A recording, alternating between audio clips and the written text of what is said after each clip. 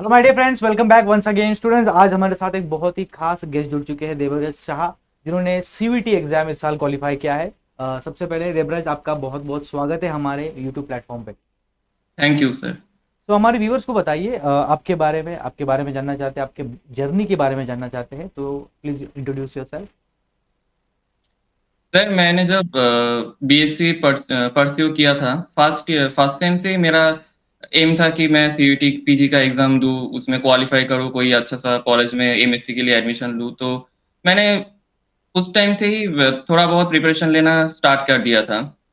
और जब मेरा लास्ट ईयर आया, तब से मैं आईएफएस से जुड़ा हूँ, तो वहाँ पे जो आप लोगों का फैकल्टी है, वो लोग बहुत ही हेल्प करते हैं। वो लोग जो क्वेश्चन सॉल्व करवाते हैं या कॉन्सेप्ट समझाते हैं, वो बहुत ही हेल्पफुल रहा है मेरे लिए। और जो टेस्ट सीरीज़ आता है बेसिकली, वो तो बहुत ही हेल्पफुल था मेरे लिए। उससे राइट। बहुत ही कॉन्सेप्ट क्लियर होता है। चलिए, तो हमारे व्यूवर्स को बताइए, आपको कैसे पता चला सीवीटी के बारे में, कब आपने स्टार्ट किया, कितना महीने का स्पैन रहा प्रिपरेशन का, इसके बारे में जरा हमारे व्यूवर्स को बताइए। सीईटी पीजी का मुझे पता चला, मेरे एक सीनियर से ही पता चला कि सीईटी का एग्ज़ाम होता है। वो लोग भी बहुत सारे सेंट्रल कॉलेज यूनिवर्सिटी में अभी एमएससी पढ़ रहे हैं, और कुछ लोग भी पास आउट भी हो चुके हैं। तो उनसे ही पता चला, और मेरे लिए पिछले 1 साल से मैं अच्छे से तैयार हो रहा हूँ सीईटी पीजी के लिए, और इस साल मैंने दिया सीईटी पीजी। तो आई थिंक 1 साल काफ़ी होता है सीईटी पीजी के लिए। Alright. My next question for you Devraj, हमारे व्यूवर्स को बताइए, जब आपको पता चला कि सीवीटी आपने क्वालिफाई किया, तो क्या रिएक्शन था, कैसा महसूस कर रहे थे आप? बहुत ही अच्छा लग रहा था कि इतना 1 साल का मेहनत हम्म। के बाद मेरा क्वालीफाई हो गया। मम्मी भी बहुत खुश थी ये जान के। तो अभी देख रहे हैं कौन से कॉलेज में होता है, अप्लाई करेंगे तो। राइट। सो हमारे व्यूवर्स को बताइए, आपके प्रिपरेशन की जर्नी में ऐसा कोई टॉपिक रहा है जो आपके लिए बहुत चैलेंजिंग था, पढ़ने में ज़्यादा समय भी लगा उसको, ऐसा कोई टॉपिक? हाँ, मेरे लिए वो बायोकेमिस्ट्री एंड मॉलिक्यूलर बायोलॉजी थोड़ा बहुत चैलेंजिंग था। इंटरेस्टिंग था और मुझे अच्छा भी लगता है, पर थोड़ा बहुत कभी-कभी लगता था बहुत हेवी चैप्टर्स है, बहुत हेवी यूनिट है। पर ठीक है, हो गया फिर। Alright. So my next question for you, हमारे व्यूवर्स को बताइए, आप दिन में कितना घंटा स्पेंड करते थे सीवीटी की प्रिपरेशन पे, क्या टाइम स्लॉट अलॉट अलॉट करते थे आप? मेरा कोई वैसा नहीं था कि 2 घंटा पढ़ना है या 3 घंटा, जितना देर मन करता था पढ़ लेता था। मुझे कॉलेज भी जाना होता था, कॉलेज के आने के बाद पढ़ लेता था। मुझे रात तक पढ़ना भी अच्छा लगता है, तो डेफिनेटली। कोई वैसा फिक्स शेड्यूल नहीं था। या, सो आपने मेंशन किया कि आप कॉलेज की पढ़ाई के साथ सीवीटी की पढ़ाई बैलेंस कर रहे थे, तो कितना डिफिकल्ट रहता है और कैसे आपने बैलेंस किया इक्वेशन, इसके बारे में बताइए। कॉलेज का पढ़ाई, सीवीटी का पढ़ाई, how do you balance? Sir I think it's all the all thing is based on your strategy, how you manage yourself, how you manage your time. Yes. तो मेरे लिए कॉलेज से आने के बाद मैं पढ़ाई करता था, कभी 1 घंटा, कभी 2 घंटा, कभी रात तक भी पढ़ाई कर चलता था। तो मैनेज करना पड़ता था, और तो कोई चारा नहीं है। डेफिनेटली। तो आपने मेंशन किया दोनों चीज़ें आप बैलेंस कर रहे थे, सैचुरेशन आता नहीं है क्या? बिकॉज इतने सारी चीज़ें आप सुबह उठने से लेकर रात सोने तक इतनी सारी चीज़ें पढ़ रहे हो, तो सैचुरेशन आता होगा, तो कैसे हैंडल करते हो? बोर्डम भी आता है, तो कैसे अपने आप को रिसेट करते हो, इसके बारे में बताइए हमारे व्यूवर्स को।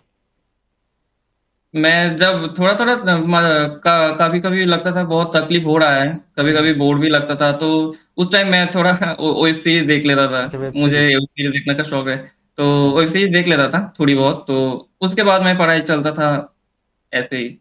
डेफिनेटली। और स्टूडेंट्स, आपको भी देखो, सैचुरेशन आएगा आपके लाइफ में, ऐसा नहीं, कोई भी सब्जेक्ट में अगर आप प्रिपरेशन कर रहे हो सीवीटी की, सैचुरेशन आएगा, बट अपने आप को एक रीसेट एक्टिविटी बनानी चाहिए। जैसे कि किसी को गाना गाना अच्छा लगता है, किसी को सिंगिंग अच्छा लगता है, किसी को शोज देखना अच्छा लगा है, तो उससे आप रिसेट होते हो। ये रीसेट एक्टिविटी होना आपकी लाइफ में बहुत जरूरी है। मेरा नेक्स्ट क्वेश्चन देवराज आपके लिए, प्रैक्टिस कितना इंपॉर्टेंट है? बिकॉज कॉम्पिटिटिव एग्जाम से compete कर रहे हो आप ऑल ओवर इंडिया, तो how do you practice? Practice के लिए कौन से बुक्स यूज करते थे और मॉक टेस्ट कैसे लगाते थे, इसके बारे में जरा बताइए।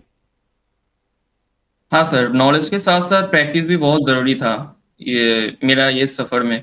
आपका तो यूट्यूब में जो मोहित सर और बाकी सब सर मैम जो क्वेश्चन प्रैक्टिस करवाते थे वो मैं प्रैक्टिस करता था, और आईएफएस का जो बुक रहता था वो भी मैंने खरीदा था। उस वो वहाँ पे उस बुक ने भी मुझे बहुत हेल्प किया।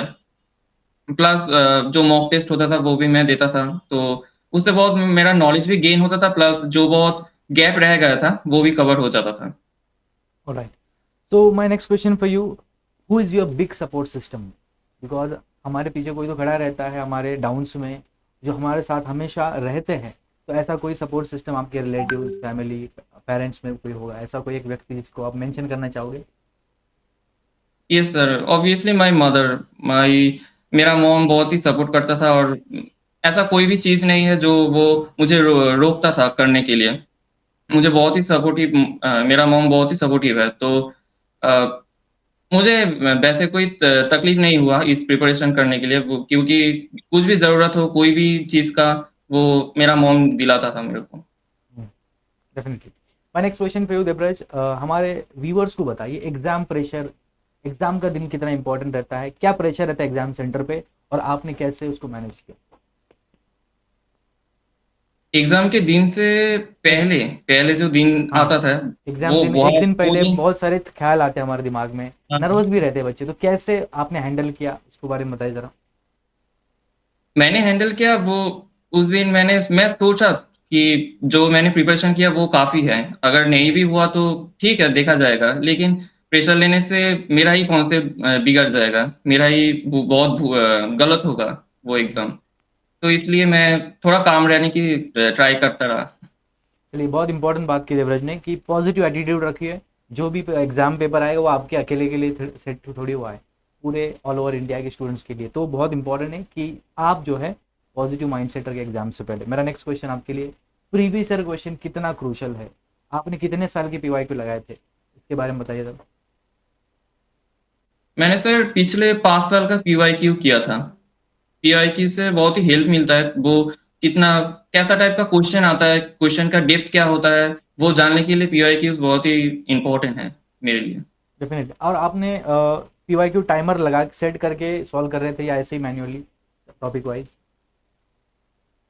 टाइमर लगा के 1-2 बार किया था, पर मैनुअली ऐसे ही किया, अच्छा, मैं ऐसे टॉपिक करता वाइज रहा। किया, ठीक है, ठीक है। My last question for you, आपका जो सक्सेस है इसका क्रेडिट आप किसको देना चाहोगे? उसका क्रेडिट मैं मेरे मॉम, आईफेस और मेरे जो कॉलेज का भी सर रहा है बहुत सारे, जो हम्म। मुझे बहुत हेल्प किया है, तो इन लोगों को मैंने देना चाहता हूँ। चलिए, और बहुत अच्छा लगा आपसे बात करके। आशा करता हूँ सभी स्टूडेंट्स भी इस इंटरव्यू से कुछ सीख लेंगे और उसको इनकलकेट करेंगे अपनी प्रिपरेशन जर्नी में। Thank you so much for joining with us and I wish you thank all you the sir, best. Thank you.